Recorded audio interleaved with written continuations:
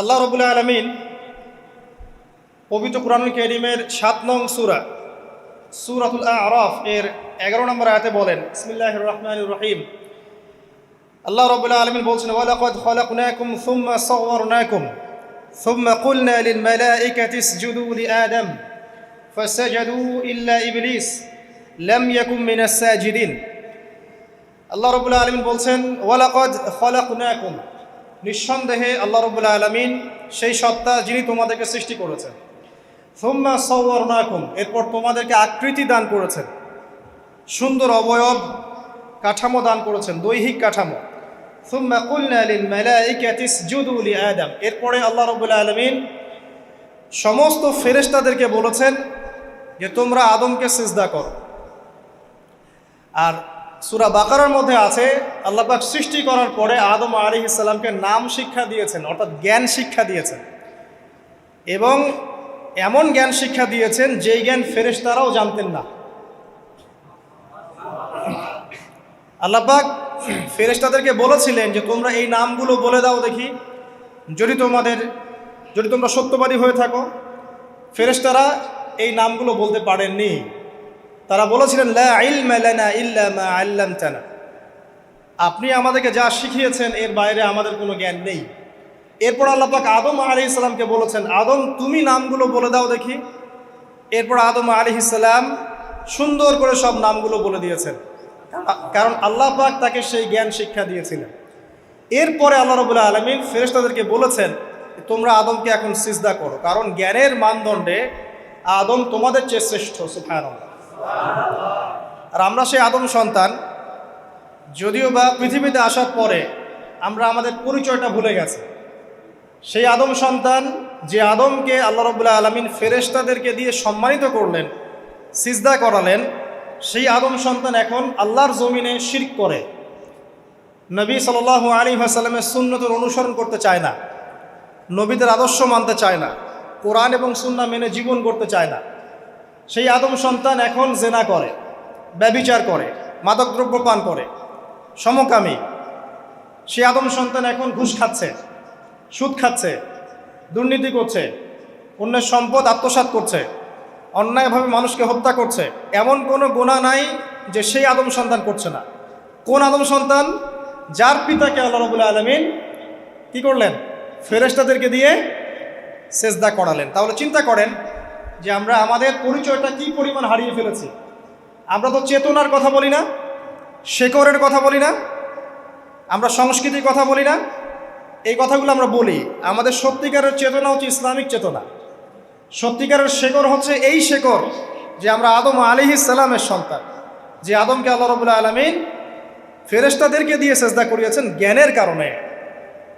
আজকে সেই আদম সন্তান দেখবেন জ্ঞান অর্জন করতে চায় না, দিনের জ্ঞান অর্জন করতে চায় না, দুনিয়ার জ্ঞান অর্জন করতে চায়, দিনের জ্ঞান অর্জন করতে চায় না। যে জ্ঞান তাকে পরকালে নাজাতের ওসিলা করবে, সেই কোরআনটুকু তিলাওয়াতও করতে চায় না, তিলাওয়াত করা শিখতেও চায় না, আগ্রহই নাই। তাহলে আমরা কি পরিমাণে আমাদের শেকড়টা ভুলে গেছি, চেতনা হারিয়ে ফেলেছি, আমাদের মূল সংস্কৃতি থেকে দূরে সরে আসছি। একটু চিন্তা করে সামনে যাই। আল্লাহ রাব্বুল আলামিন বলছেন, এরপর সুন্দর আকৃতি দিয়ে আদমকে আমি ফেরেশতাদেরকে দিয়ে সেজদা করালাম। ফাসাজাদু, সবাই সেজদা করলো, প্রত্যেকটা ফেরেশতাই কি করলো? সেজদা করলো। ইল্লা ইবলিস, কে সেজদা করলো না? ইবলিস। ইবলিস সেজদা করলো না। ইবলিস কে ছিল? সে কিন্তু কোনো ফেরেশতা ছিল না। সে ছিল একজন জিন। কানা মিনাল জিন্নি, সূরা কাহফে আল্লাহ পাক বলেছেন কানা মিনাল জিন্নি, সে জিনদের একজন ছিল। ঠিক আছে? সে আল্লাহ রাব্বুল আলামিনের এত বেশি ইবাদত করেছিল যে আল্লাহ রাব্বুল আলামিন তাকে এক পর্যায়ে ফেরেশতাদের উপরে একটা দায়িত্বশীল বানিয়ে দিয়েছিল। ঠিক আছে? তো কিন্তু তার মনের ভিতরে একটা কিবর বা অহংকার ছিল, যে অহংকারের কারণে সে কিন্তু আল্লাহ পাকের এই নির্দেশটা পালন করলো না, লঙ্ঘন করলো। আমরা সামনে যাই। লাম ইয়াকুম মিনাস সাজিদিন, আল্লাহ পাক বলছেন সে সিজদাকারীদের অন্তর্ভুক্ত ছিল না। কে? ইবলিস। আচ্ছা, ক্বালা, আল্লাহ পাক এবার বলছেন, মা মানাআকা আল্লা তাসজুদা ইয আমারতুক।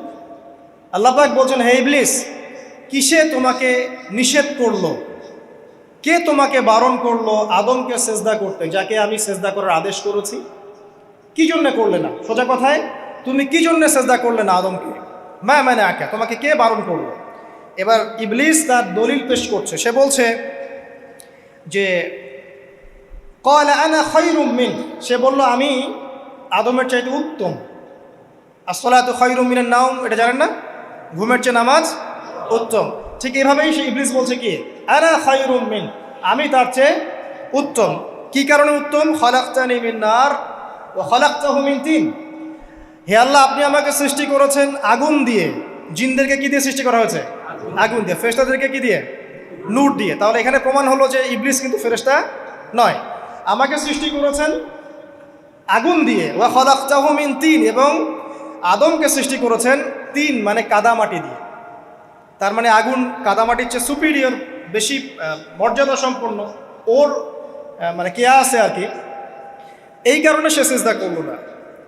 এবার আল্লাহ রাব্বুল আলামিন বলছেন ক্বালা ফাহবিত মিনহা, ইবলিস এখান থেকে নেমে যাও। এটা কোন জায়গা? একদম মহাকাশের উপরে না, নাকি পৃথিবীতে? এটা 7 আসমানের উপরের ঘটনা। ইতিহাস শুরু হয়েছে মহাবিশ্বে। মানুষের অস্তিত্বও ছিল না, এমন একটা সময় চলে গেছে। মহাবিশ্বে কোটি কোটি বছর চলে গেছে যখন মানুষ বলতে কিচ্ছু ছিল না। ছিল না। অনেক পরে মানুষকে সৃষ্টি করা হয়েছে। তো এখন দুনিয়াতে মানুষের চলাচল দেখলে মনে হয় মহাবিশ্বে সে একাই আছে, আর কেউ নাই, তাই না? আচ্ছা, এটা দলিল কোরআনে আছে। সূরা দাহার 1 নম্বর আয়াত পড়ে দেখবেন, হাল আতা আলাল ইনসান হাইনুম মিনাদ দাহরি লাম ইয়াকুন শাইআম মাযকুরা। আল্লাহ পাক বলছেন মানুষের উপরে এমন সময় চলে গেছে যে মানুষ কোনো আলোচ্য বিষয় ছিল না, উল্লেখযোগ্য কোনো বিষয় ছিল না। তো সভ্যতার শুরুর ঘটনা হচ্ছে এটা, মানে মানব সভ্যতার একদম শুরুর শেকড়ের ঘটনা হচ্ছে এটা। একদম শুরুর চেতনা, শুরুর সংস্কৃতি শুরু হচ্ছে এখান থেকে। এবার ইবলিস বলছে আমি সেজদা করব না, বিকজ আমি তার চেয়ে সুপিরিয়র। আপনি তাকে সৃষ্টি করেছেন মাটি দিয়ে, আমাকে সৃষ্টি করেছেন আগুন দিয়ে, আমি তাকে সেজদা করব না। সে আল্লাহ পাকের আদেশ লঙ্ঘনই করলো না, বরং আল্লাহকে উল্টা একটা যুক্তি দেখালো যে আপনি ভুল, আমি ঠিক। নাউজুবিল্লাহ, আপনি আমাকে আদমকে সেজদা করতে বলছেন, এটাই ভুল, বরং উচিত হচ্ছে ও আমাকে সেজদা করবে। নাউজুবিল্লাহ।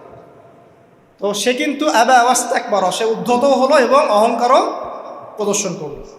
আল্লাহ পাক বলছেন ক্বালা ফাহবিত মিনহা, এখন এখান থেকে নেমে যাও। এই জান্নাতি বলেন আর ওই ঊর্ধ্ব জগতই বলেন, সেখান থেকে তোমরা নেমে যাও, তুমি নেমে যাও। ফামা ইয়াকুনু লাকা আন তাতাকাব্বারা ফিহা, এখানে দাঁড়িয়ে তুমি অহংকার করবে এই অধিকার তোমাকে দেওয়া হয় নাই। সোজা কথায় আল্লাহ পাক বলছেন এখানে দাঁড়িয়ে তুমি অহংকার করবে এই অধিকার তোমাকে দেওয়া হয়নি। আল্লাহ পাক অহংকারীকে পছন্দ করেন না। অহংকারীদেরকে আল্লাহ পাক কিয়ামতের মাঠে পিঁপড়ার মতো উঠাবেন। তাদের আকৃতি মানুষের সমানও হবে না, ছোট ছোট কালো পিঁপড়ার মতো হবে, এবং অন্ধকার ওদেরকে ঢেকে নিবে। তো আমাদের মনে যাদের অহংকার আছে, আল্লাহর ওয়াস্তে অহংকার ছেড়ে দেই। অহংকার ইলমেরও থাকতে পারে। একজনের অনেক বড় ইলমি ডিগ্রি সার্টিফিকেট আছে, অমুক ফারেক তমুক ফারেক, অমুক মুহাদ্দিস অমুক মুফাসসির, ডাবল ডিগ্রি, এটার অহংকার থাকতে পারে, ঠিক আছে। আবার অনেকের টাকা পয়সার অহংকার থাকে, অনেকের ক্ষমতার অহংকার থাকে, আবার এখনকার মেয়েদের সৌন্দর্যের অহংকার থাকে না? এক এক মানুষের এক একটা অহংকার। অহংকারের ডেফিনেশনটা কি? একজন সাহাবী নবী সাল্লাল্লাহু আলাইহি ওয়াসাল্লামকে বলছেন, ইয়া রাসূলুল্লাহ, আমি পছন্দ করি আমার গায়ের পোশাকটা সুন্দর হোক, আমার জুতা সুন্দর হোক, ঠিক আছে, আমার সুগন্ধি ভালো হোক, দামি হোক। এটা কি অহংকারের পরিচয়? নবী সাল্লাল্লাহু আলাইহি ওয়াসাল্লাম বলছেন না, এটা অহংকারের পরিচয় নয়। বরং অহংকারের পরিচয় হচ্ছে অন্য মানুষকে তুচ্ছ তাচ্ছিল্য করা এক, আর দুই হচ্ছে সত্যকে প্রত্যাখ্যান করা। মনে থাকবে অহংকারের সংজ্ঞা কি? এক, অন্য মানুষকে তুচ্ছ তাচ্ছিল্য করা, আর দুই, সত্যকে প্রত্যাখ্যান করা। এখন সত্য কি? আইনস্টাইনের থিওরি সত্য, নাকি পিথাগোরাসের উপপাদ্যই সত্য, নাকি আমাদের পশ্চিমারা যে সেকুলারিজম, কমিউনিজম, ডেমোক্রেসি ইত্যাদি ইত্যাদি, ন্যাশনালিজম এগুলো দিয়ে দিয়েছে মতবাদগুলো, এগুলোই চূড়ান্ত সত্য? সায়েন্সই কি চূড়ান্ত সত্য? চূড়ান্ত সত্যটা কি আসলে? এক কথায় সূরা কাহফের 29 নম্বর আয়াতে সত্যের সংজ্ঞা আছে। কত নম্বর আয়াতে? সূরা কাহফের 29 নম্বর আয়াতে আল্লাহ পাক বলছেন ওয়াকুলিল হাক্কু মির রাব্বিকুম, হে নবী আপনি বলে দিন সত্য সেটাই, ন্যায় অন্যায়ের চূড়ান্ত মানদণ্ড সেটাই, হক বাতিলের চূড়ান্ত মানদণ্ড সেটাই। কোনটা? যেটা তোমার রবের পক্ষ থেকে নাজিল হয়। সুবহানাল্লাহ। আমাকে বলেন যে রবের পক্ষ থেকে কি নাজিল হয়েছে? একসময় তাওরাত নাজিল হয়েছিল না, ওটাই হক ছিল। ওই সময় কি ছিল? সেটাই হক ছিল। জাবুর ওই সময়ের কি ছিল? হক। ইনজিল ওই সময়ের হক ছিল। এখন কি আছে আমাদের কাছে? কোরআন এবং এর ব্যাখ্যা হচ্ছে হাদিস। কিয়ামত পর্যন্ত কি অন্য কোনো শরীয়ত আসবে? অন্য কোনো নবী আসবে? কেউ যদি বলে যে অমুকে নবী হবে, সে কি মুসলিম না কাফের? তাহলে কোনো সন্দেহ আছে? যদি কেউ দাবি করে যে মুহাম্মদ সাল্লাল্লাহু আলাইহি ওয়াসাল্লাম শেষ নবী নন, আরও নবী আসতে পারে, নাউজুবিল্লাহ, এবং এই কুফরি আকীদায় বিশ্বাসীকে কেউ যদি কাফের মনে না করে, সেও কাফের হয়ে যেতে পারে। বুঝতে পারছেন? আসেন, তো অহংকারের সংজ্ঞাটা আমরা জেনে নিলাম যে সত্যকে প্রত্যাখ্যান করা, আল্লাহর ওহীকে প্রত্যাখ্যান করা, মানে কোরআন এবং সুন্নাহ থেকে সরে আসা, এটাকে মিথ্যা মনে করা, বা অন্য কোনো মতবাদকে কোরআন সুন্নাহর সমকক্ষ মনে করলেও কুফরি হয়ে যাবে। এরকম মনে করে অন্য একটা মতদর্শ, একটা দর্শন, একটা ফিলোসফিক্যাল থট বা একটা স্কুল অফ থট কোরআন সুন্নাহর চেয়ে ভালো নয়, কিন্তু কোরআন সুন্নাহর সমমানের, এটাও যদি কেউ মনে করে, কাফের। কথা কি বুঝতে পারছেন? এটা হচ্ছে অ্যাবসলিউট ট্রুথ, মানে এটা সত্যের একদম সর্বোচ্চ স্টেজ, এর উপরে আর কিছু নাই। ভুলে গেছিলাম ভাই।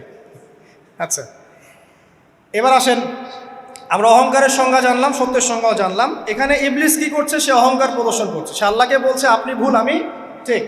আদমকে সে তুচ্ছ তাচ্ছিল্য করলো এবং সত্যকে প্রত্যাখ্যান করলো, দুটোই কিন্তু ইবলিস করলো এখানে। আসেন, আল্লাহ পাক বলছেন ফাখরুজ, এখান থেকে বের হয়ে যাও হতভাগ। ফাখরুজ মানে উখরুজ মানে বের হও, অতএব ফাখরুজ, এখান থেকে বের হয়ে যাও। ইন্নাকা মিনাস সাগিরিন, তোমার অহংকার করার কোনো সুযোগ নেই এখানে, তুমি তো ছোট পুত্র। ইন্নাকা মিনাস সাগিরিন, সাগির মানে কি? তুমি এখান থেকে, তুমি বের হয়ে যাও এখান থেকে, তুমি একজন ক্ষুদ্র সত্তা, তোমার এখানে অহংকার করার কিচ্ছু নাই। কলা, এবার ইবলিস বলছে, এই জায়গাগুলো খুব ভালো করে শোনেন, আমাদের লেকচারের আসল জায়গায় কিন্তু যাবে ওই দিকে। যদি আড়াইটা পর্যন্ত লেকচারটি কোনো সমস্যা আছে? আচ্ছা, তাহলে বসে থাকেন, খাওয়া দাওয়া করে আসছেন তো? আচ্ছা, কলা, এবার ইবলিস বলছে আনজিরনি, শোনেন, ইবলিস বলছে আনজিরনি, হে আল্লাহ আমাকে অবকাশ দিন। কি বলছে? আমাকে অবকাশ দিন। ইলা ইয়াউমি ইউবআসুন, যেই দিন আপনি কিয়ামত ঘটাবেন, যেই দিন সবাইকে পুনরুত্থিত করবেন, ওই দিন পর্যন্ত আমাকে অবকাশ দিন। সূরা বাকারায় আছে, অন্য সূরা আছে, রব্বি আনজিরনি ইলা ইয়াউমি ইউবআসুন। ইবলিস বলছে হে আমার রব। কি বলছে ইবলিস? হে আমার রব। ইবলিস কি তাহলে আস্তিক না নাস্তিক? কথা বলেন, ইবলিস কি আস্তিক না নাস্তিক? আস্তিক। ইবলিস বলছে যে ইয়া রব্বি, রব্বি হে আমার রব, হে আমার প্রতিপালক। আল্লাহকে ইবলিস বলছে হে আমার প্রতিপালক, আনজিরনি আমাকে অবকাশ দিন, ইলা ইয়াউমি ইউবআসুন, কিয়ামত দিবস পর্যন্ত, বা যেদিন আপনি পুরো মানব জাতিকে উঠাবেন কবর থেকে, আবার ওই দিন পর্যন্ত আমাকে অবকাশ দিন। তার মানে কিয়ামত যে হবে এটা নতুন করে লেখা হয় নাই, সভ্যতায় হিস্ট্রির শুরু থেকেই কিয়ামত ছিল। কথা বুঝতে পারছেন? ফেরেশতারাও জানতেন যে একদিন মহাবিশ্ব ধ্বংস হয়ে যাবে। যখন পৃথিবীতে মানুষকে পাঠানো হয়নি তার আগেই ফেরেশতারা জানতেন, আল্লাহ পাকের ইলমে ছিল এবং তিনি এটা ফয়সালা করে দিয়েছিলেন যে একদিন এই পুরো মহাবিশ্বই ধ্বংস হয়ে যাবে। ইবলিস আগে থেকে জানতো যে কিয়ামত হবে, এই জন্য সে বলছে আমাকে কিয়ামত পর্যন্ত অবকাশ দিন। আল্লাহ পাক এবার কি বলছেন দেখেন, ইবলিস আল্লাহর কাছে চাইলো, আল্লাহ পাক তাও তাকে ফেরত দিলেন না। আর আমরা আল্লাহর কাছে চাইতে এখন হতাশা হয়ে যায় না, দোয়া করতে থাকি আর বলি যে আমার দোয়া তো কবুল হচ্ছে না। আর যে ইবলিস একটা জিনিস চাইলো, আল্লাহ পাক বললেন ক্বালা ইন্নাকা মিনাল মুনজারিন, যাও তুমি অবকাশপ্রাপ্তদের একজন, তোমাকে অবকাশ দেয়া হলো। এক কথায় তোমার দোয়া কবুল করা হয়েছে, তোমার অবকাশ তোমাকে দেয়া হলো, কারণ আল্লাহ পাক এটা পরীক্ষা করবেন ইবলিসকে দিয়ে, মানব জাতিকে। ক্বালা, এবার ইবলিসের চ্যালেঞ্জ শোনেন, এটাই আমাদের আজকের লেকচারের মূল পয়েন্ট। এই জায়গা থেকে ইবলিস চ্যালেঞ্জ করছে। কি চ্যালেঞ্জ করছে? ফাবিমা আগওয়াইতানি, হে আল্লাহ আপনি যে কারণে আমাকে বিচ্যুত করলেন, মানে আমি আমার যে কৃতকর্মের কারণে আপনার রহমত থেকে বঞ্চিত হয়ে গেলাম, ঠিক আছে, লাআকুদান্না লাহুম সিরাতাকাল মুস্তাকিম, আমি সেই আদমের এবং আদমের সন্তানের সরল পথে ওত পেতে বসে থাকব। কথাটা ভালো করে বোঝেন, ইবলিস চ্যালেঞ্জ করলো কাকে? আল্লাহকে। যে কারণে আল্লাহ আপনি আমাকে বহিষ্কার করলেন, এখন আমি কি করব? আমি এই আদম সন্তানের সরল পথে, আপনাকে পাওয়ার এই পথের আনাচে কানাচে আমি ওত পেতে বসে থাকব। কি জন্য বসে থাকব? যাতে করে আমি আদম সন্তানকে বিচ্যুত করতে পারি। শুধু তাই নয়, সে আরো বলছে সুম্মা লাআতিয়ান্নাহুম, আমি শুধু বসেই থাকবো না, আমি আদম সন্তানের কাছে আসব। মিন বাইনি আইদিহিম, তার সামন থেকে আসব। ওয়া মিন খালফিহিম, আদম সন্তানের পিছন থেকে আসব। ওয়া আন আইমানিহিম, তার ডান দিক থেকে আসব। ওয়া আন শামাইলিহিম, তার বাম দিক থেকে আসব। ওয়ালা তাজিদু আকসারাহুম শাকিরিন, আল্লাহ পাক আপনি তাদের বেশিরভাগকেই শুকরগুজার পাবেন না। কথা কি ক্লিয়ার না? কোনো সমস্যা? ইবলিস কি চ্যালেঞ্জ করলো? আমি শুধু বসেই থাকবো না, ডান দিক থেকে আসব, বাম দিক থেকে আসব, সামন থেকে আসব, পিছন থেকে আসব। আমি আদম সন্তানকে পথভ্রষ্ট করেই ছাড়ব, আপনি আদম সন্তানের বেশিরভাগকে পথভ্রষ্ট পাবেন। ইবলিসের কথার কি বাস্তব প্রতিফলন দেখা যায় এখন সমাজে? বেশিরভাগ মানুষ নামাজ পড়ে না পড়ে না? বেশিরভাগ মানুষ সুদ খায় না খায় না? বেশিরভাগ যুব সমাজ জেনা করতেছে না করতেছে না? বেশিরভাগ লোক মাদক খাচ্ছে না খাচ্ছে না? পৃথিবীর কোনো জায়গায় আল্লাহর বিধান আছে কি নাই? দুই একটা জায়গায় আছে আই ওয়াশ, শোডাউন। বেশিরভাগ নারী পর্দায় চলে না চলে না? বেশিরভাগ মানুষ রোজা রাখে না রাখে না? বেশিরভাগ মানুষ যাকাত দেয় কি দেয় না? তাহলে ইবলিস যে বললো আপনি বেশিরভাগকেই শুকরগুজার পাবেন না, বেশিরভাগ মানুষ পরকালের স্বার্থে কাজ করে না দুনিয়ার স্বার্থে কাজ করে? কতজন মানুষ আল্লাহ পাকের দ্বীনটাকে প্রচার প্রসার প্রতিষ্ঠার কথা বলে বা কোরআন সুন্নাহর কথাগুলো মেনে চলে? কতজন মানুষ? বেশিরভাগ লোক মেনে চলে। তাহলে ইবলিস কি সফল না ব্যর্থ? ইবলিসের চ্যালেঞ্জ কি সফল না ব্যর্থ? ইবলিসের কথা সে কিন্তু অক্ষর অক্ষরে পালন করেছে। আর এই ইবলিসকে আল্লাহ পাক কেন পৃথিবীতে নিয়েছেন? আমাদেরকে পরীক্ষা করার জন্য, যেন আমরা এই সরল পথ থেকে বিচ্যুত না হই। সামনে যান, আরো কঠিন কথা আছে। ক্বাল আখরুজ মিনহা, আল্লাহ পাক বলছেন এখান থেকে বের হয়ে যাও। মাযউমান মাদহুরা, একদম অপদস্থ লাঞ্ছিত হয়ে এখান থেকে বের হয়ে যাও। লামান তাবিআকা মিনহুম, তুমি তো চ্যালেঞ্জ করলা আমাকে, ঠিক আছে, কিন্তু যে ব্যক্তি যেই তোমার অনুসরণ করবে, আল্লাহ পাকের কথা শোনেন, যেই তোমার অনুসরণ করবে, লাআমলাআন্না জাহান্নামা মিনকুম আজমাইন, যে পুরুষ বা নারী যেই হোক না কেন, যে আদম সন্তান ইবলিস তোমার অনুসরণ করবে, তোমার পথ ধরবে, আমি তোমাকে সহ এদের সবাইকে দিয়ে জাহান্নাম পূর্ণ করব। আল্লাহর কিচ্ছু যায় আসে না। আল্লাহ পাক যদি এই পুরো পৃথিবীটাকেও জাহান্নামে নিক্ষেপ করেন অবাধ্যতার কারণে, আল্লাহ পাকের কিছু যায় আসে? ওই যে আপনাদের এখানে নদী আছে না, কি বালাসী ঘাট, এখানে চর টর আছে না? চরের মধ্যে একটা বালুর কণার কি দাম আছে বলেন তো? একটা বালুর কণার কোন দাম আছে? এই পুরো মহাবিশ্বে পৃথিবীর অবস্থান এর চেয়েও কম। তো পুরো পৃথিবীর মানুষ যদি আল্লাহর অবাধ্য হয়, আল্লাহ পাক যদি পুরো দুনিয়াটাকেই ধ্বংস করে দেন, জাহান্নামে নিক্ষেপ করেন, আল্লাহ পাকের কিছু যায় আসবে কিনা? এবার আসেন, এখান থেকে আমরা বুঝতে পারলাম যে ইবলিস একটা তৃতীয় সত্তা। আল্লাহ পাক আদম আলাইহিস সালামকে সৃষ্টি করলেন, নাম শিক্ষা দিলেন, সেজদা করালেন, ইবলিসকে সেজদা করতে বললেন, সে করলো না। সে চ্যালেঞ্জ করলো উল্টা, যে আমি ওর চেয়ে উত্তম, আপনি ভুল আমি সঠিক। সে অহংকার করলো এবং একই সাথে সে আদমকে পথভ্রষ্ট করার চ্যালেঞ্জও করে বসলো। আল্লাহ পাক ঘোষণা করলেন, যদি কোনো আদম সন্তান তোমাকে ফলো করে, তোমাকে সহ তাকে আমি জাহান্নামে নিক্ষেপ করব। ঠিক আছে, এ পর্যন্ত। এবার সামনে আসেন। এবার আল্লাহ পাক আদমকে বলছেন, কাকে বলছেন? আদম আলাইহিস সালামকে বলছেন, ইয়া আদম, হে আদম। তার আগে আদম আলাইহিস সালামের বুকের পাঁজর থেকে কাকে সৃষ্টি করেছেন? হাওয়া আলাইহিস সালাম, সভ্যতার ইতিহাসের প্রথম নারী এবং ইতিহাসের সবচেয়ে সুন্দরী রমণী কে? হাওয়া আলাইহিস সালাম। আরেকজন আছেন সবচেয়ে সুন্দরী রমণী, কে? কে বলতে পারবেন? জি না, 100 টাকা পুরস্কার বলেন। হ্যাঁ, নাম কি? মাশাআল্লাহ, ওই ওকে পুরস্কার দিও। কি নাম তোমার? মাশাআল্লাহ মাশাআল্লাহ। দ্বিতীয় সুন্দরী রমণী, দুজন রমণীকে বলা হয় পৃথিবীর সবচেয়ে সুন্দরী রমণী। আপনি যাদেরকে দেখে সিডিউস হচ্ছেন, যদিও এদেরকে দেখে সিডিউস হওয়ার কিছু নাই, কারণ এরা তো সুন্দর না, কোনো দিক থেকে সুন্দর না, না পোশাকের দিক থেকে, না চেহারার দিক থেকে, না ফিজিক্যাল স্ট্রাকচারের দিক থেকে। এদেরকে দেখে তো পাগলও সিডিউস হবে না। তো আদম আলাইহিস সালাম এবং আদম আলাইহিস সালামের স্ত্রী হাওয়া আলাইহিস সালাম এবং সারা আলাইহিস সালাম, ইতিহাসের সবচেয়ে সুন্দর রমণী, ইতিহাসের সবচেয়ে সুন্দর রমণী কাদের স্ত্রী ছিলেন? নবীদের না অন্য কারো? এজন্যই বলি, আপনি যদি পবিত্র থাকেন, আল্লাহওয়ালা মানুষ হন, ইনশাআল্লাহ তাআলা আল্লাহ পাক আপনার ঘরে একজন নেককার পুণ্যবতী সুশ্রী স্ত্রী দান করবেন ইনশাআল্লাহ। আপনি যদি এইসব অশ্লীলতার গোলক ধাঁধায় পড়ে নিজের ঈমান হারিয়ে ফেলেন, চরিত্র হারিয়ে ফেলেন, সম্ভাবনা খুবই কম যে আপনি একজন দিনদার মেয়ে পাবেন। বরং আপনি এমন কাউকেই পেতে পারেন যে আপনার মতোই, ঠিক আছে? দেখবেন যে আপনি 10 ঘাটের পানি খেয়ে আসছেন, ও দেখবেন 12 ঘাটের পানি খেয়ে আসছে। আল্লাহ পাক আমাদের যুব সমাজকে হেফাজত করুন, আমিন। আল্লাহ পাক এবার আদম আলাইহিস সালামকে বলছেন, ইয়া আদম, হে আদম, উসকুন আনতা ওয়া যাওজুকাল জান্নাহ। আদম শোনো, তুমি এবং তোমার স্ত্রী দুইজন এখন জান্নাতে থাকো। কোথায় থাকো? জান্নাতে থাকো। ওয়া কুলা মিন হাইসু শি'তুমা, যেখানে ইচ্ছা সেখান থেকে খাবার খাও। জান্নাতের নাজ নেয়ামতের কথা তো আপনারা শুনেছেন অনেক, আমি ওইগুলো বলতে যাচ্ছি না, সময় চলে যাবে। যা ইচ্ছা তাই পাবেন সেখানে, যা ইচ্ছা তাই। এমন একটা জায়গা যেটা কখনো কোনো চোখ দেখে নাই, কোনো কান শোনেও নাই। চোখ না দেখলেও, কান না শুনলেও মানুষ মনে মনে অনেক কিছু কল্পনা করে না, এটা কল্পনাও করার সুযোগ নাই। এত উন্নত মানের একটা জায়গা।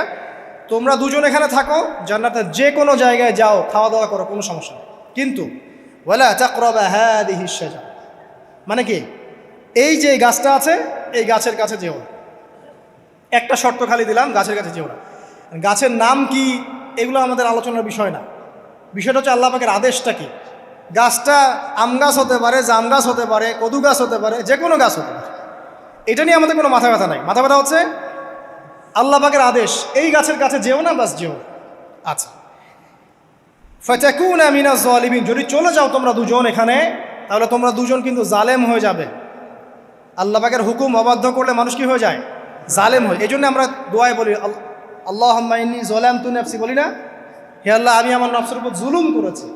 রব্বানা যালামনা আনফুসানা, বলি না? আল্লাহ, আমরা আমাদের উপর জুলুম করেছি। তো আমরা যখন পাপ করি, মানে আমরা জুলুম করে ফেলেছি। তো তোমরা দুজন এই গাছের কাছে যেও না, যদি যাও তাহলে জুলুম করে ফেলবে এবং জালেম হয়ে যাবে। এবার ইবলিস তো আর বসে নাই, সে তো চ্যালেঞ্জ করেছে, করে নাই? আচ্ছা, এবার ইবলিস কি করছে?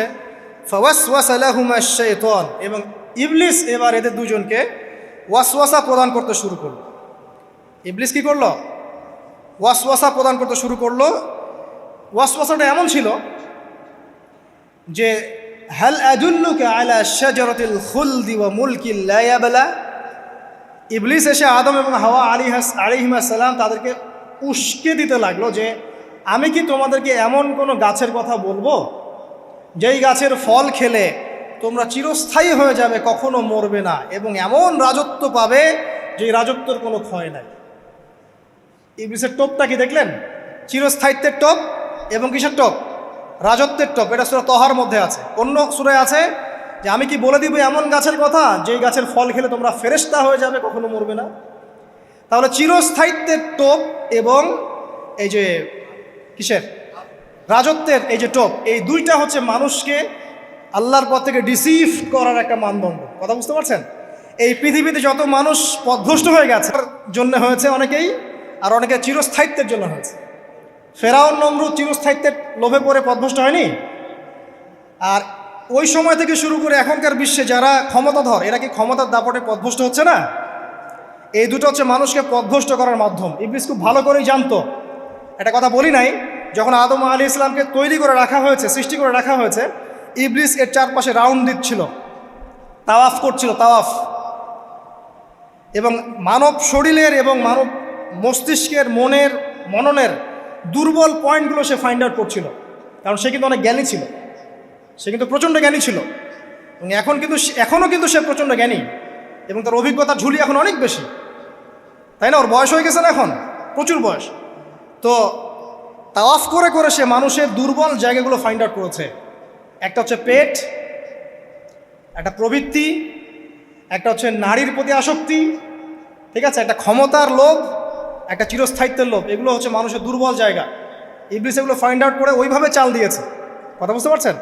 একটু খেয়াল করে দেখেন, এখনকার বিশ্বে যত অন্যায় হচ্ছে, ম্যাক্সিমাম পাপ হচ্ছে পেটের কারণে। পেট। সুদ খায় কেন? পেটের কারণে। ঘুষ খায় কেন? পেটের কারণে। ইভেন যে এখন জেনা করছে, ওদেরকে তো এখন যৌনকর্মী বলতে হয়, তাই না? সম্মান দিয়ে কথা বলতে হয়। তো যৌনকর্মী যারা, তারাও দেখবেন পেটের কারণেই করছে। পেটের কারণে। তারপর দেখবেন মানুষের সম্পদ আত্মসাৎ, ওই যে ছেলে মেয়ে বাল বাচ্চার জন্য। পেট মানে মূল জিনিসটা কি? পেট। এবং চিরস্থায়িত্ব, ক্ষমতার দাপট আর প্রবৃত্তির দাসত্ব, এগুলো হচ্ছে মানুষের সবচেয়ে দুর্বল পয়েন্ট। দেখবেন ম্যাক্সিমাম পাপ হচ্ছে মেয়েদের কারণে।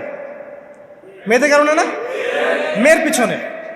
মেয়ের পিছনে আপনি চলে গেছেন, এখানে আত্মহত্যা করছে কেউ, কেউ এখানে আপনার জেনা করছে, কেউ ধর্ষণ করছে, কেউ পরকে লিপ্ত হচ্ছে, মানে মেয়েরই কোনো পাপ। ওই যে বলে না, দুইটা পাপ যাকে পেয়ে গেছে তার লাইফটা ক্র্যাশড। একটা হচ্ছে মেয়ে, একটা হচ্ছে টাকা। অর্থ সম্পদ লালসা যার মধ্যে পেয়ে বসেছে, এর জীবন শেষ। আর যার মেয়ের নেশা আছে, মেয়ের নেশা যার মধ্যে আছে, এর জীবন শেষ। একে আপনি হেদায়েতের পথে আনতে পারবেন না ইল্লা মাশা আল্লাহ, আল্লাহ পাক যদি না চান। আসেন, ইবলিস তাওয়াফ করছিল এবং সে কিন্তু টোপ দিল, চিরস্থায়িত্বের টোপ দিল। এবং কিসের টোপ দিল? ফেরেশতা হয়ে যাবে, অমর হয়ে যাবে। এবার আমাদের পিতামাতা আদম এবং হাওয়া আলাইহিস সালাম তারা কিন্তু ফল খেয়ে ফেললেন। আর এটা এমন নয় একবার ওয়াসওয়াসা দিয়েছে বাস খেয়ে ফেলেছেন, এমন নয়। কন্টিনিউয়াসলি সেই কাজটা করেছে। একটা মানুষ যখন জেনা করে, ইবলিস কি একবার এসে বললেই কেউ জেনা করে ফেলে? আস্তে আস্তে কিন্তু মানুষ জেনার পথে যায়।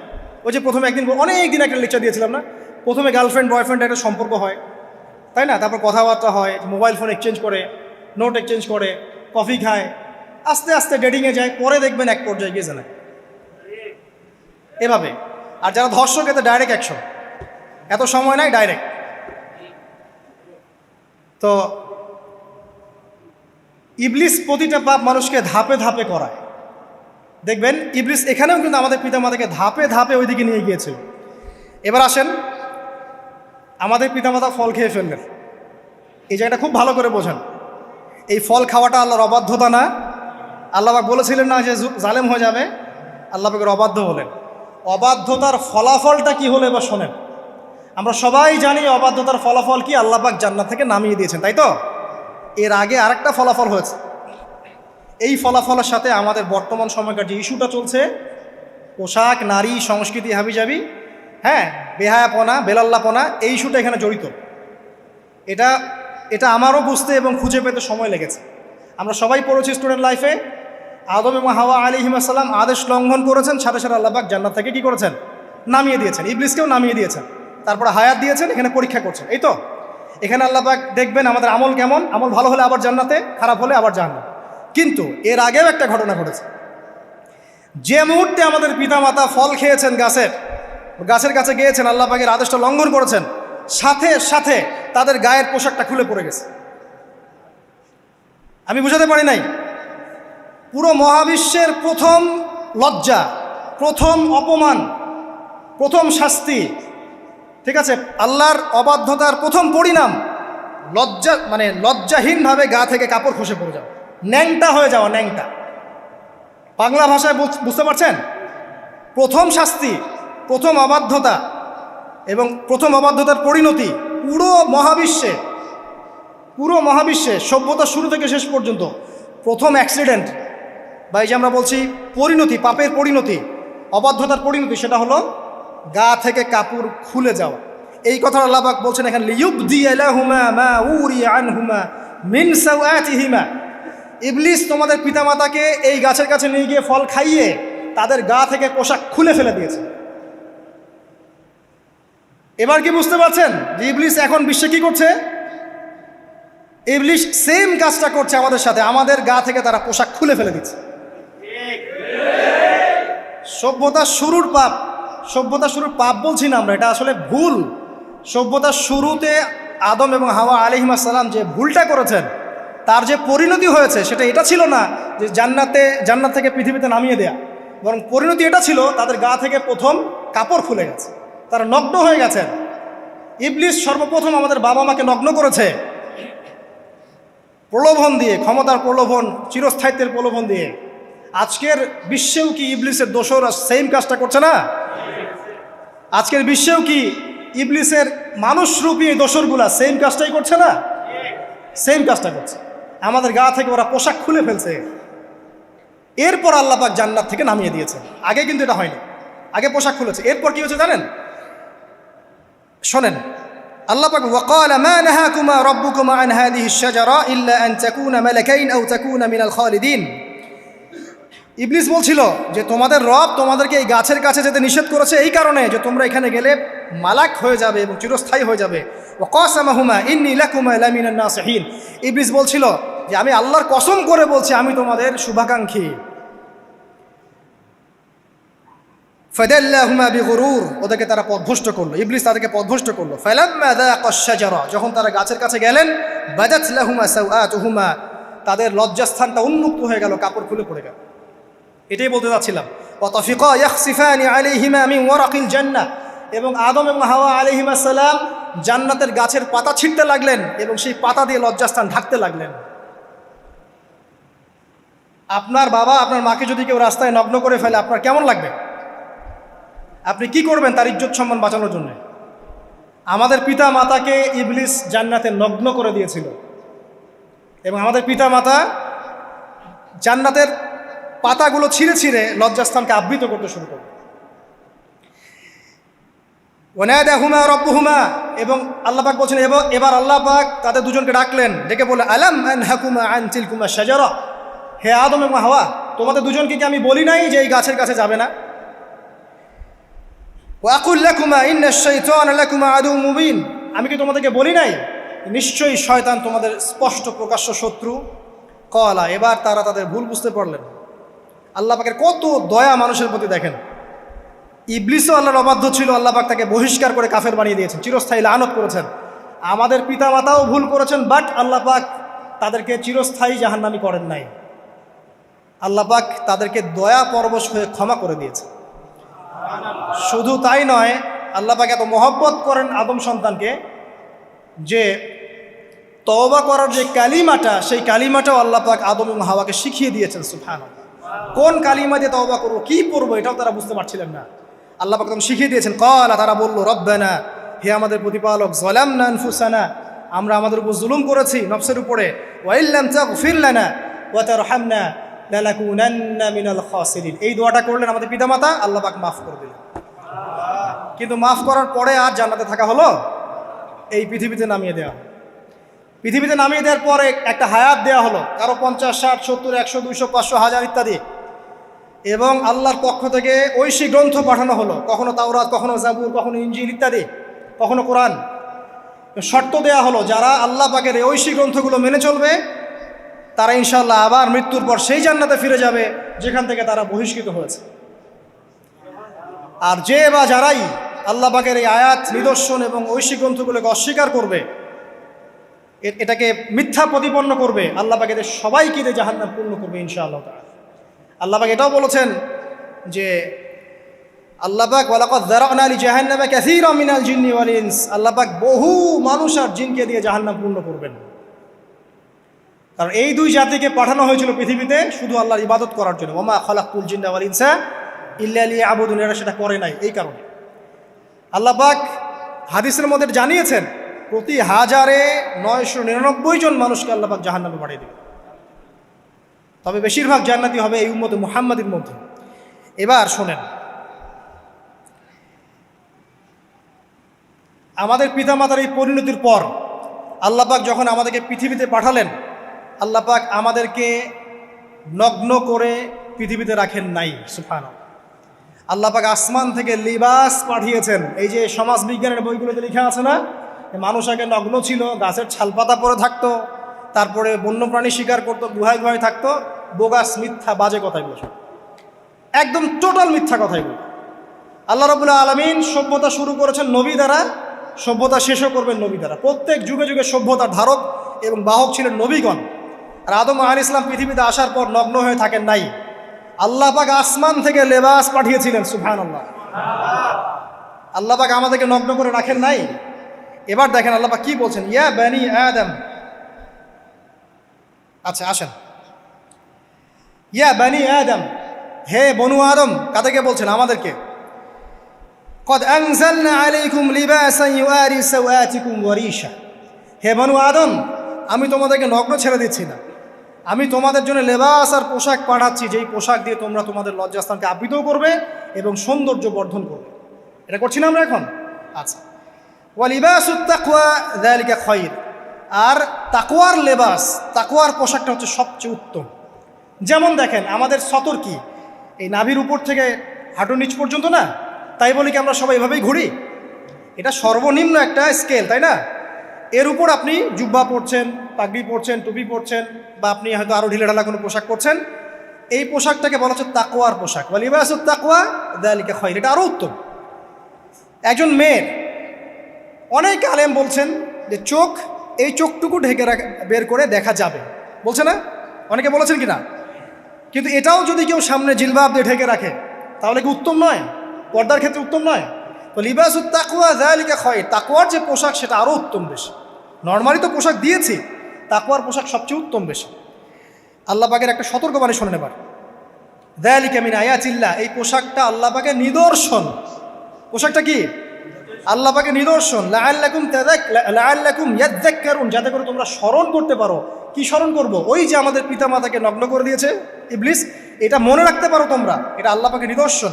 ইয়া বানি আদম, হে বনু আদম, লা ইয়াফতিনান্নাকুমুশ শাইতান। এবার শোনেন, আল্লাহ পাক আমাদেরকে বলছেন, হে বনু আদম, লা ইয়াফতিনান্নাকুমুশ শাইতান, শয়তান যেন আবার তোমাদেরকে ফিতনায় ফেলতে না পারে। পৃথিবীতে তোমরা থাকবে, শয়তানের বহু দোসর তোমাদের সামনে থাকবে, ডানে বামে, যে ডান থেকে আসবে, বাম থেকে আসবে, হ্যাঁ, সামন পিছন থেকে আসবে, মিডিয়ার মধ্যে দিয়ে তোমাদের ঘরে ঘরে ঢুকে যাবে শয়তানের দোসর। লা ইয়াফতিনান্নাকুমুশ শাইতান, শয়তানের দোসররা যেন তোমাদেরকে ফিতনায় ফেলতে না পারে। কে বলছেন? আল্লাহ পাক বলছেন। কিরকম ফিতনা? কামা আখরাজা আবাওয়াইকুম মিনাল জান্নাহ, ঠিক যেভাবে শয়তান তোমাদের পিতা মাতাকে জান্নাত থেকে বের করে দিয়েছিল, ওই রকম ফিতনায় যেন ফেলতে না পারে। ঠিক আছে? ওয়ায়ানজিউ আনহুমা লিবাসাহুমা, এবং শয়তান তোমাদের পিতা মাতার লেবাস খুলে ফেলেছিল, নগ্ন করে দিয়েছিল, নগ্নতা, বেহায়াপনা, অশ্লীলতা শিখিয়েছিল, ওইদিকে ধাবিত করতে চেয়েছিল। শয়তানের দোসররা যেন এটা করতে তোমাদের সাথে না পারে, সতর্ক থাকবে। লিউরিয়াহুমা সাওআতিহিমা, যাতে করে তোমাদের লজ্জাস্থানটা উন্মুক্ত হয়ে যায়। ইন্নাহু ইয়ারাকুম, নিশ্চয় শয়তান তোমাদের সবাইকে দেখতে পায়। হুয়া ওয়া কাবিলুহু, সে এবং তার পুরো কবিলার লোকজন, মিন হাইসু লা তারাউনাহুম, এমন জায়গা থেকে যে জায়গা তোমরা দেখতে পারো। আর শয়তান এবং তার অনুসারী যারা আছে, হোক মানুষ আর জিন, তারা তোমাদেরকে দেখতে পারে এমন জায়গা থেকে যা তোমরা দেখো না। আমরা যারা এই বিশ্বে আছি, আমরা সবাই এখন খেলার পুতুলের মতো খেলছি। যারা নিয়ন্ত্রণ করে বিশ্ব, এদেরকে কেউ দেখতে পারে না, এরা মানুষ শয়তান। কথা বুঝতে পারছেন? আর এমনি জিন শয়তান যারা আছে, এদেরকে তো আমরা দেখতে পারি না, অনেক দূর থেকে তারা আমাদেরকে দেখতে পারে। আল্লাহ পাক সতর্ক করছেন এটা। ইন্না জাআলনা আশ-শায়াতিন আউলিয়া লিল্লাযিনা লা ইউমিনুন, শোনেন, নিশ্চয়ই যারা আমার প্রতি ঈমান আনে না বা আমার অবাধ্য হয়, আমার আদেশ মানে না, তাদের সাথে আমি শয়তানকে বন্ধু বানিয়ে দিয়েছি। এবার বুঝলেন কেন বললাম এরা মানুষ শয়তান? বিকজ এদেরকে আল্লাহ পাক শয়তানের বন্ধু বানিয়ে দিয়েছেন, এটা শয়তানের বন্ধু। অন্য সূরায় আছে, শয়তান, জিন শয়তান মানুষ শয়তানকে ওহী করে। জিন শয়তান মানুষ শয়তানের মাথায় এসব বুদ্ধি ঢালে, এই শয়তানি বুদ্ধিগুলো শয়তান মানুষের মাথায় ঢালে। মানে মানুষ মাথাটা আগে সে রিড করেছে, কাকে কোন দিক দিয়ে রিসিভ করা যাবে। ঠিক আছে? আচ্ছা, এরপরে আরও আল্লাহ পাক বলছে, ওয়াইদা ফাআলু ফাহিশাতান, তারা যখন কোনো ফাহেসা কাজ করে, নোংরা বেহায়ার মতো কাজ করে, ক্বালু, তারা বলে, ওয়াজাদনা আলাইহি আবানা, এরকম করেই আমরা আমাদের পিতা মাতাদেরকে পেয়েছি। মানে যুগ যুগ ধরে এই সংস্কৃতি চলে আসছে, নগ্নতার সংস্কৃতি, বলে না? কথা বুঝতে পারছেন না? এই কথাই তারা বলে, যেটা কোরআনে আছে। আল্লাহ পাক বলছেন, ক্বালু ওয়াজাদনা আলাইহি আবানা, তারা বলে আমাদের পিতৃপুরুষদেরকে আমরা হাজার বছর থেকে দেখেছি এইভাবেই ড্রেস আপ করতে, এমনি ব্লাউজ ছাড়া শাড়ি পরতে দেখেছি আমরা, এমনি দেখেছি পেট বের করে চলতে, এমনি দেখেছি এই শর্ট কামিজ পরে চলতে, নগ্ন হয়ে চলতে। এখন তো বিকিনি সংস্কৃতি আসে, এবং এটা মুভমেন্ট চলছে, মানে মানুষের দেহ থেকে কাপড় খুলে ফেলার মুভমেন্ট, আন্দোলন শুরু হয়েছে। ঠিক আছে? এবং দোহাই হচ্ছে আমরা হাজার বছর থেকে এমনিই চলছে। এই যে আল্লাহ পাক বলছেন, ক্বালু ওয়াজাদনা আলাইহি আবানা, আমরা এর উপরে আমাদের পিতা মাতাদেরকে পেয়েছি। ওয়াল্লাহু আমারানা বিহা, এরা আরো বলে আল্লাহ আমাদেরকে এই আদেশ করেছেন। নাউযুবিল্লাহ। আল্লাহ বলছেন, আল্লাহ পাকের আদেশ কি? কুল ইন্নাল্লাহা লা ইয়া'মুরু বিল ফাহশা, নিঃসন্দেহে আল্লাহ পাক কোনো ফাহেসা কাজের আদেশ করতেই পারেন না। পারেন? নিঃসন্দেহে আল্লাহ পাক কোনো ফাহেসা, বেলাল্লাপনা, বেহায়ার মতো কোনো আদেশ, বেহায়াপনার কোনো কাজের আদেশ করতে পারেন না। আতাকুলুনা আলাল্লাহি মা লা তা'লামুন, তোমরা কি আল্লাহ সম্পর্কে এমন কথা বলছো যেই কথা তোমরা জানো না? এই পর্যন্ত থাক। এবার আসেন বাস্তবতায় আস। এতটুকু যে আমরা হিস্ট্রির সূচনার কথাগুলো বললাম, এখানে আপনারা কিন্তু প্রথম একটা দলিল পেলেন মানুষের দেহ থেকে পোশাক খুলে ফেলে। এরপর আমি পুরো কোরআনটা ঘাটার চেষ্টা করেছি। আদম আলাইহিস সালাম থেকে শুরু করে মুহাম্মদ সাল্লাল্লাহু আলাইহি ওয়াসাল্লাম পর্যন্ত হাজার হাজার শতাব্দী চলে গেছে, যাই নাই? হাজার হাজার বছর চলে গেছে, বহু জাতি এসেছে, বহু জাতি চলেও গেছে। আমরা কি প্রথম জাতি নাকি? এর আগে কত জাতি পৃথিবীতে এসেছে, চলেও গেছে, গেছে না? আচ্ছা, কোরআন ঘেটে ঘেটে ক্লান্ত হয়ে যাওয়ার পর আমরা এমন কোনো জাতি পাচ্ছি না যাদের কথা আল্লাহ পাক বলেছেন যে আমি তাদেরকে ধ্বংস করেছি অশ্লীলতার কারণে বা এই আপনার বেলাল্লাপনার কারণে বা ফাহেসা কাজের কারণে। সরাসরি এই একটা কারণ দেখে আল্লাহ পাক কোনো কওমকে ধ্বংস করেছেন খুব রেয়ার, খুঁজে পাওয়া যাচ্ছে না। শুধু 3টা জায়গা বের করতে পেরেছি। কয়টা জায়গা? 3টা। 1 নম্বর দেখেন, আদম আলাইহিস সালাম পরে নূহ আলাইহিস সালাম না, এই জাতিটাকে আল্লাহ পাক ধ্বংস করেছেন না? এই ধ্বংসটাকে আল্লাহ পাক এই বেপরদামির কারণে করেছেন, অশ্লীলতার কারণে করেছেন, পোশাকের অপসংস্কৃতির কারণে করেছেন? করেন না, শিরকের কারণে করেছেন। কি কারণে? শিরক। আল্লাহ পাক সবাইকে ডুবিয়ে মেরেছেন, কিন্তু ওরা যে নগ্ন পোশাক পরে রাস্তাঘাটে চলাফেরা করতো এই কথাটা কিন্তু আল্লাহ পাক বলেন। তার মানে ওদের পাপ এটা ছিল না। এরপর ইব্রাহিম আলাইহিস সালামের কওম কি এই কারণে ধ্বংস হয়েছে? অশ্লীলতার কারণে ধ্বংস হয়েছে? বেহায়াপনার কারণে ধ্বংস হয়েছে? নগ্নতার সংস্কৃতির অপচর্চার কারণে ধ্বংস হয়েছে? না, শিরকের কারণে। আদ জাতি এই কারণে? না। সামুদ জাতি এই কারণে? না। একটা জাতি পাওয়া যায়, তার নাম কওমে লূত। কি নাম? কওমে লূত। এই লূত কওম ছিল সমকামী। তারা মেয়েদের সাথে বিবাহ বন্ধনে আবদ্ধ হতো না, বরং ছেলেদের ছেলে ছেলে জেনা করতো না। এই একটা জাতি পাচ্ছি ইতিহাসে যারা অশ্লীলতার কারণে, ফাহেসা কাজের কারণে, সমকামিতার কারণে, নোংরামির কারণে আল্লাহ পাক পুরো উপরে উঠিয়ে নিচে নামিয়ে ধসিয়ে দিয়েছে। এই একটা জাতি পেলাম। আর একটা জাতি পাওয়া যায়, তার নাম হচ্ছে বানু ইসরাইল। কি নাম? বানু ইসরাইল। আল্লাহ রাসূল সাল্লাল্লাহু আলাইহি ওয়াসাল্লাম বলছেন যে তোমরা দুনিয়া থেকে বেঁচে থাকো এবং নারীর ফিতনা থেকে বেঁচে থাকো। কারণ বানু ইসরাইল মানে মূসা আলাইহিস সালামের যে কওম ছিল, এই কওমের মধ্যে প্রথম ফিতনা দেখা দিয়েছিল মেয়েদের ব্যাপারে। এই একটা পেলাম যে মেয়েদের কারণে, বেহায়াপনার কারণে, অশ্লীল পোশাকের কারণে, নগ্নতার কারণে একটা সভ্যতাকে আল্লাহ পাক শাস্তি দিয়েছে। 2টা পাওয়া গেল, ঠিক আছে? 1, 2, একটা লূত, একটা হচ্ছে বানু ইসরাইল, ঠিক আছে? আর একটা পাওয়া যায় এটা জোর করে, সেটা হলো নবী মুহাম্মদ সাল্লাল্লাহু আলাইহি ওয়াসাল্লাম নবী হওয়ার ঠিক আগের সময়টা, যেটাকে আমরা কি বলি আইয়ামে জাহিলিয়াত। ওই সময়ে মেয়েদের জেনাটা ব্যাপক ছিল, ব্যভিচারটা ব্যাপক ছিল, পরকীয়াও ছিল, বৈবাহিক তেমন কোনো অধিকার ছিল না। এমনও হতো যে একটা মেয়ের সাথে 8-10 জন পুরুষ সহবাস করতো, করার পরে সেই মেয়ে যখন গর্ভবতী হতো, তার বাচ্চা প্রসব করার পর সেই মেয়ে 10 জনকে ডেকে দাঁড় করাতো, দাঁড় করিয়ে বলতো যে অমুকে হচ্ছে আমার এই বাচ্চার বাপ, তারপরে এর সাথে বিয়ে হতো। চিন্তা করতে পারেন তো? নারীদের যে বৈষয়িক অধিকার, ধর্মীয় অধিকার, আপনার পোশাকের অধিকার, শালীনতার অধিকার, সম্পত্তির অধিকার, এগুলো ছিল না ওই সময়। এই একটা সভ্যতা পাওয়া যাচ্ছে। তাহলে 3টা আমরা বের করতে পারলাম, কথা ঠিক আছে? আচ্ছা, এবার আসেন এই 3টা সভ্যতার পর নবী সাল্লাল্লাহু আলাইহি ওয়াসাল্লাম যখন নবী হলেন, তখন তিনি সমস্ত অশ্লীলতার শেকড়টাকে উপরে ফেলে দিলেন। সভ্যতার ইতিহাস থেকে শুরু করে আমরা যত জাতির ধ্বংস দেখছি, এই ধ্বংসগুলো শিরকের কারণে হয়েছে, কুফরির কারণে হয়েছে, অবাধ্যতার কারণে হয়েছে। মাত্র কয়েকটা জাতির ক্ষেত্রে অশ্লীলতা, বেহায়াপনা, আপনার ফাহেসা কাজ, এগুলোর রিজন দেখানো হয়েছে। তো এ থেকে একটা বিষয় প্রমাণ করা যায়, এই কথাটা ভালো করে বোঝেন। এ থেকে একটা বিষয় প্রমাণ করা যায় যে যত সভ্যতা ধ্বংস হয়ে গেছে, ওই সভ্যতার মানুষরা আর যাই করুক না কেন, তাদের পোশাক আশাক ঠিকঠাক ছিল। কথা বুঝতে পারছেন না? যত সভ্যতা ধ্বংস হয়ে গেছে, আদ, সামুদ, নূহ, ফেরাউন, ঠিক আছে, যত সভ্যতা ধ্বংস হয়ে গেছে, তাদের আর যত পাপী থাক, হয়তো কেউ অহংকারী ছিল, কেউ কুফরি করেছে, কেউ শিরিক করেছে, হ্যাঁ, কেউ সন্তানদেরকে হত্যা করেছে, কেউ মানুষ হত্যা করেছে, কেউ জুলুম করেছে, কেউ অহংকার করেছে ইত্যাদি, কিন্তু তাদের পোশাক আশাক শতাব্দীর পর শতাব্দী ঠিকঠাকই ছিল। এটা নিয়ে আল্লাহ পাক কোরআনে খুব বেশি কথা বলেন না।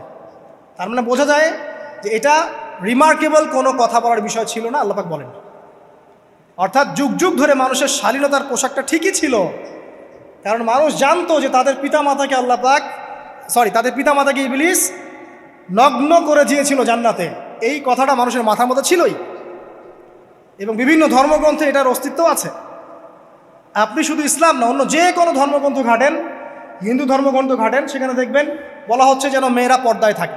দেখেন, পরে দেখেন, বেদের মধ্যে এটা আছে, আমি গতকালকেও স্টাডি করেছি।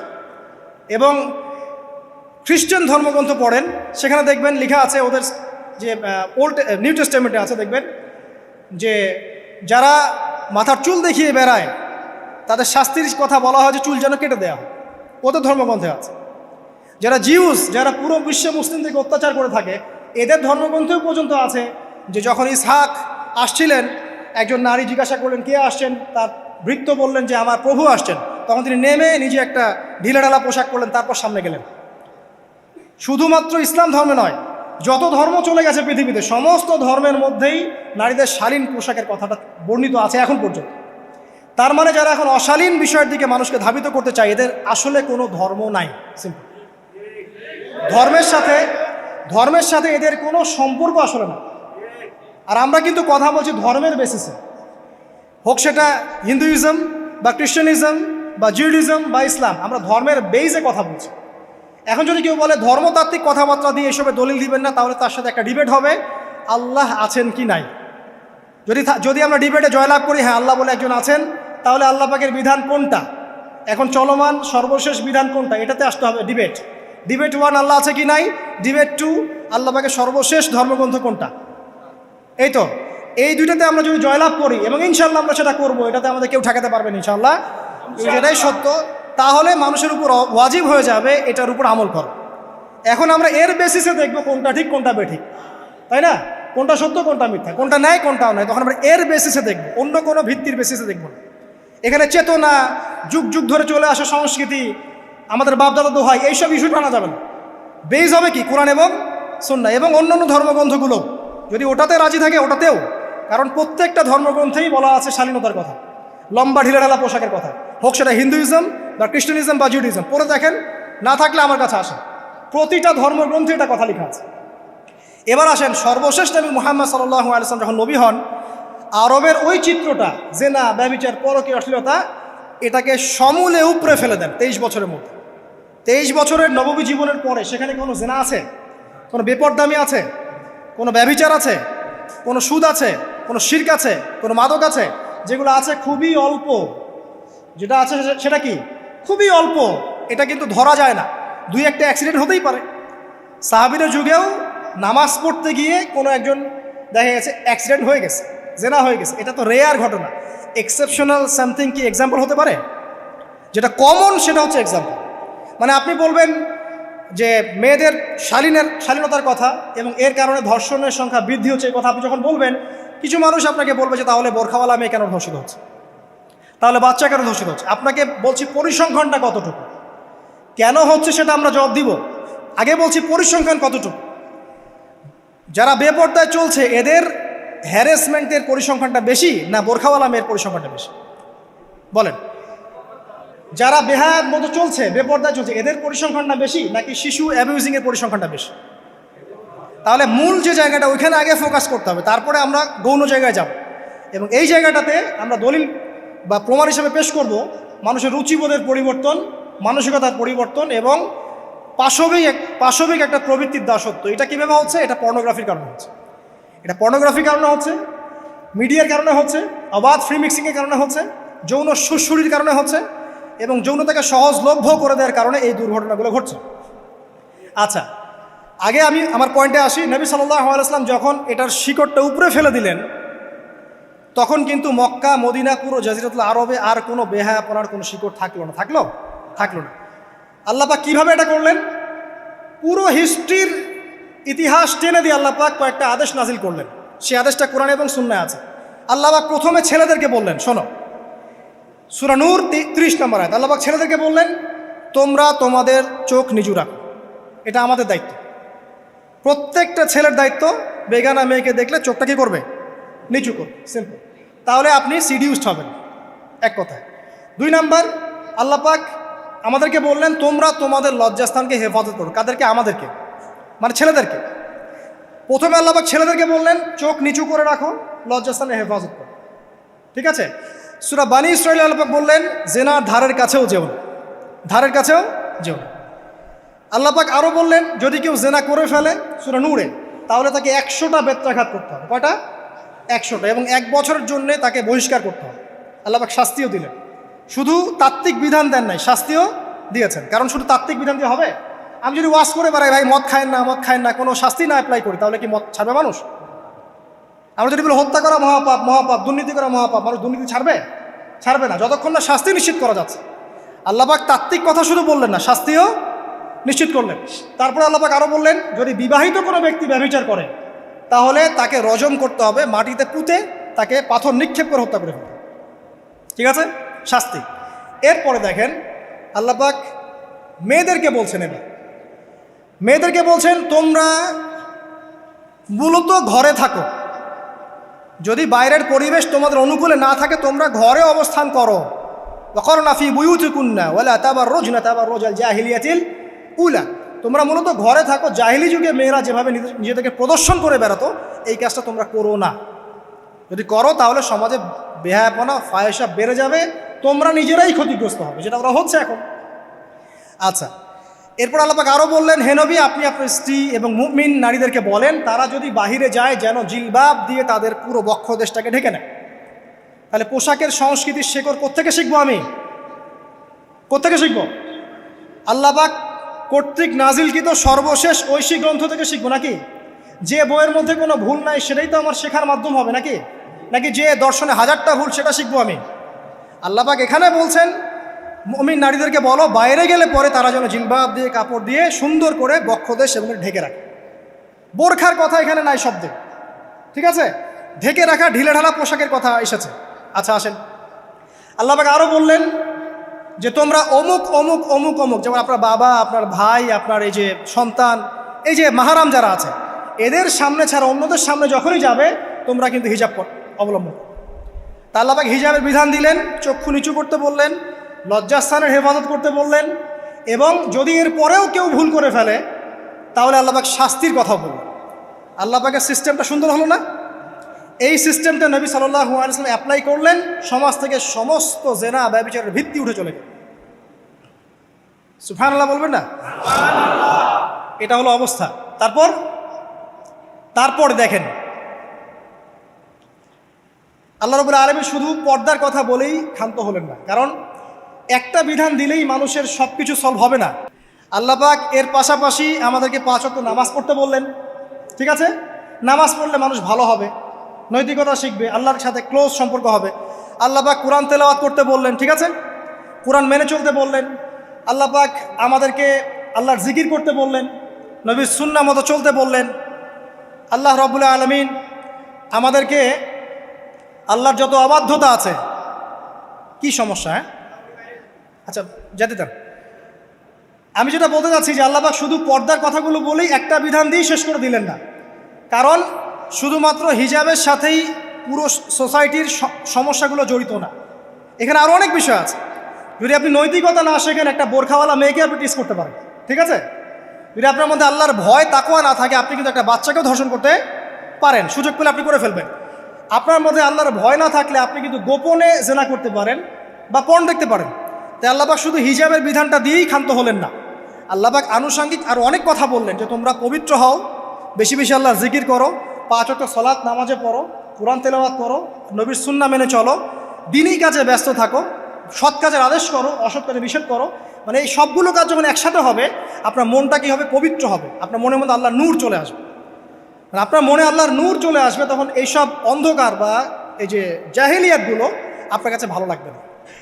যখন আপনার ইন্টারনাল যে সোলটা আছে এটা যখন এনলাইটমেন্ট হবে আল্লাহর নূর দিয়ে, তখন আপনার কাছে এইসব হারাম প্রিমিক্সিং, হারাম পরকিয়া, আপনার জেনা, আপনার ব্যভিচার, পর্ন এগুলো বিভীষিকাময় মনে হবে, আপনার কাছে ভালো লাগবে না। আল্লাহ পাক অন্তর্জগৎটা পরিবর্তন করার জন্য আমাদেরকে এই সিস্টেমগুলো দিলেন। শুধু হিজাবই করবে not this is not necessary, এর সাথে আরও অনেক বিষয় থাকবে, নামাজ, রোজা, হজ, জাকাত, হ্যাঁ হজ, ওমরা, তাজকিয়া, জিকির আজগার, কোরআন তেলাওয়াত, আমর বিল মারুফ নাহি আনিল মুনকার সব একত্রিত হবে, আবার হিজাবও চলবে। এরপরে যদি কেউ সীমা লঙ্ঘন করে শাস্তিও আছে। পুরো সিস্টেমটা সুন্দর না? এই সিস্টেমটা যখন আল্লাহ পাক তার রাসূল মুহাম্মদ সাল্লাল্লাহু আলাইহি ওয়াসাল্লামের মাধ্যমে লঞ্চ করলেন আরবের মধ্যে, আরবে না কোনো জেনা থাকলো, না কোনো ব্যভিচার, না কোনো মাদক, না কোনো পর্ন, না কোনো এই যে নারীর অবমাননা, কিছুই থাকলো। একটা মেয়ে 300 মাইল দূর থেকে এসে একা হজ করে চলে যায়, তো কেউ তার দিকে তাকাতো না। এমন যুগ চলে গেছে। মহিলা সাহাবী রণকৌশল মানে যুদ্ধের বর্ম পরে উহুদে যুদ্ধ করেছেন, কেউ তার দিকে তাকায়নি। তাকিয়েছে? তাকায়নি। এখন ওই যুগটা আপনি দেখেন, রাসূল সাল্লাল্লাহু আলাইহি ওয়াসাল্লামের যুগ, আবু বকর সিদ্দিক, ওমর ইবনুল খাত্তাব, ওসমান আলী, এই খোলাফায়ে রাশেদা স্বর্ণযুগটাকে আপনি দেখেন। ওই যুগে আপনি রেপের হার কত পার্সেন্ট মহিলা রেপ হয়েছে? ওই যুগে কত পার্সেন্ট মেয়ে জেনায় লিপ্ত হয়েছে? ওই যুগে কত পার্সেন্ট ছেলে মেয়ে ধর্ষণ করেছে? ওই যুগে কত পার্সেন্ট নারীর শ্লীলতাহানি হয়েছে? কত পার্সেন্ট নারীকে টিজ করা হয়েছে? কত পার্সেন্ট মেয়েকে মার্ডার করা হয়েছে? কত পার্সেন্ট মেয়েকে যৌতুকের জন্য চাপ দেওয়া হয়েছে? একটু পরিসংখ্যানটা দেখেন আমাদেরকে। সভ্যতা করতে লাফাচ্ছেন। ওই সভ্যতায় যা হয়ে গেছে, নবী সাল্লাল্লাহু আলাইহি ওয়াসাল্লাম থেকে শুরু করে খোলাফায়ে রাশেদের যুগে যা হয়েছে, এই পার্সেন্টেজগুলোর সাথে বর্তমান পার্সেন্টেজকে মিলবে? ওই যুগে রেয়ার জেনা 2-1টা হয়েছে। মদ খেয়েছে মানুষ রেয়ার কয়েকজন, মানুষ ব্যভিচার করেছে রেয়ারলি 2-4 জন, 100 বছরে 2-4 জন। ওই যুগে দেখবেন মানুষ পরকীয়ার নামই জানতো না, সমকামিতা কী জিনিস মানুষ জানতোই না, শর্ট পোশাক, বিকিনি সংস্কৃতি কি মানুষ জানতো না। ঠিক আছে, আনকভার ইউ, এই যে মুভমেন্ট চলছে, এগুলোর মানে কি মানুষ জানতো না। জানতো? ওই যুগে কি মুসলিমরা পিছিয়ে ছিল? জ্ঞান বলেন, বিজ্ঞান বলেন, অর্থনীতি বলেন, রাজনীতি বলেন, সমরনীতি বলেন, অস্ত্রশস্ত্র বলেন, কোনো সেক্টরে কি মুসলিমরা তখন পিছিয়ে ছিল কি না? উত্তর দেন, পিছিয়ে ছিল না। তাহলে স্বর্ণযুগ আমরা কোনটাকে বলবো? এই বর্তমান দাজ্জালীয় সভ্যতাকে স্বর্ণযুগ বলবো, নাকি খোলাফায়ে রাশেদার এবং নবী সাল্লাল্লাহু আলাইহি ওয়াসাল্লাম রেখে যাওয়া যুগটাকে স্বর্ণযুগ বলবো? তাহলে ওই যুগ যদি স্বর্ণযুগ হয়, তাহলে ওই যুগের সুন্নাহ এ যুগে অ্যাপ্লাই করতে হবে না? তাহলে ওই যুগের সমস্যা যেমন দূর হয়েছে, এই যুগের সমস্যা দূর হবে না? এই সহজ বাংলা কথাটা বললে কি আমরা মৌলবাদী হয়ে যাব? এই সহজ বাংলা কথা বুঝতে গিয়ে কি আমি ধর্মান্ধ হয়ে যাব, ব্যাকডেটেড হয়ে যাব? এই কথাটা আমরা বলতে এখন সাহস পাই না। কি কারণে? সভ্যতার ইতিহাস ঘেটে দেখেন, ওই সভ্যতাই ছিল জ্ঞানে, শিল্পে, অস্ত্রে, প্রযুক্তিতে, অর্থনীতিতে মুসলিমরা একদম স্বর্ণ শিখরে। কোনো একজন মুসলিমকে হত্যা করার কেউ সাহস করেছিল? একজন মুসলিম নারীকে ধর্ষণ করার কেউ সাহস করেছে? একজন মুসলিম শিশুকে কেউ বোম মেরে হত্যা করেছিল? আজকে বিশ্বের দিকে আপনি তাকিয়ে দেখেন, শত শত নারী ধর্ষিত হচ্ছে, শত শত বোমা মেরে আমাদের বাচ্চাদেরকে হত্যা করা হচ্ছে, মুসলিমদেরকে পুরো ডমিনেট করা হচ্ছে। আজকে রাজনৈতিক নিয়ন্ত্রণ, অর্থনৈতিক নিয়ন্ত্রণ, পলিটিক্যাল, আপনার সোশ্যাল মিডিয়া, প্রযুক্তি যা আছে সব নিয়ন্ত্রণ পশ্চিমাদের হাতে, সমস্ত নিয়ন্ত্রণ তাদের হাতে। এই যে পালাবদল হলো সময়ের, এটা কেন হলো? বিকজ 1 নাম্বার ইস্যু হচ্ছে আমরা কোরআন এবং সুন্নাহ থেকে দূরে সরে আসছি। 2 নাম্বার, আমরা শয়তানের সেই ধোকায় পড়ে গেছে, যে ধোকা থেকে আমরা বেরোতে পারিনি, আল্লাহ পাক সতর্ক থাকতে বলেছিলেন। 3 নাম্বার, আমরা ইলম চর্চা ছেড়ে দিয়েছি। 4 নাম্বার, হক কথা বলাও ছেড়ে দিয়েছে। 5 নাম্বার, সৎ কাজের আদেশ, অসৎ কাজের নিষেধ ঠিকঠাক মতো হচ্ছে না। 6 নাম্বার, দেখেন আমরা জানি যারা আমল ঠিক মতো করছি না। 7 নাম্বার, আমরা বকধার্মিক হয়েছে, বকধার্মিক, খালি নামাজ, রোজা, হজ, যাকাত আর তসবির মধ্যে ইসলাম, বাকি কোনো জায়গায় ইসলাম নাই, কোনো জায়গায় ইসলাম নাই। সমস্যা এগুলা দেখবেন পরিবারের কাঠামো ভেঙে যাচ্ছে। আমরা কোরআন সুন্নাহকে হাতে নিয়ে ওয়ার্ল্ডকে চ্যালেঞ্জ করতে পারি নাই, ডিল করতে পারি নাই, এবং পশ্চিমা এবং অন্যান্য সভ্যতার যে নোংরা মতাদর্শগুলো আছে এগুলোকে ঢালাওভাবে আমরা গ্রহণ করেছি, এবং আস্তে আস্তে আস্তে আস্তে পুরো মুসলিম বিশ্বে এগুলো ছড়িয়ে গেছে। এখন আপনি পেপার পত্রিকা খুললে দেখবেন 4টা 5টা 10টা ধর্ষণ, এই মেয়ে রেপ, এই মেয়ে ডাকাতি, ওইখানে হত্যা, এখানে যৌতুক, এখানে অমুক তমুক, সুদ, ঘুষ, জেনা, ব্যভিচার, নিত্য নৈমিত্তিক ব্যাপার। কারো এগুলো নিয়ে কোনো মাথা ব্যথাও নাই, এগুলো খুব সিম্পল সাধারণ ব্যাপার এখন আমাদের কাছে।